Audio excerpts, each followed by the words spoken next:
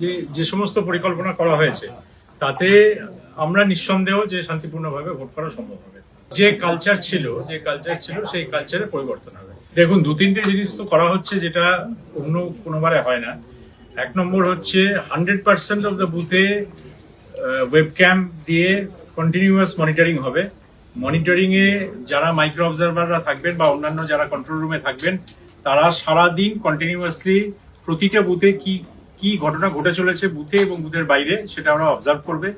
যদি ওখানে কোথাও কোনো গন্ডগোলের কোনো আভাস পাওয়া যায় সঙ্গে সঙ্গে সেখানকার সেক্টর অফিসারকে জানানো হবে, সেখানকার অবজারভারের কাছেও মেসেজ চলে যাবে।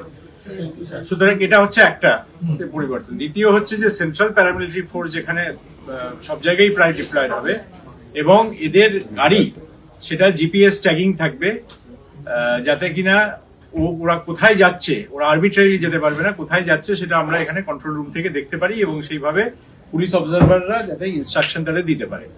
এই দুটো খুব বড় পরিবর্তন যেটা আছে।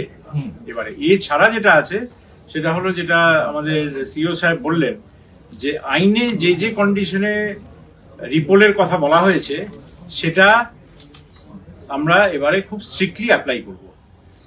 যেখানে যেখানে মনে হবে যে পোল প্রসেসে কোনো রকম ভায়োলেশন হয়েছে সেই সমস্ত ক্ষেত্রে আমরা ইমিডিয়েটলি রিপোলের জন্য রেকমেন্ড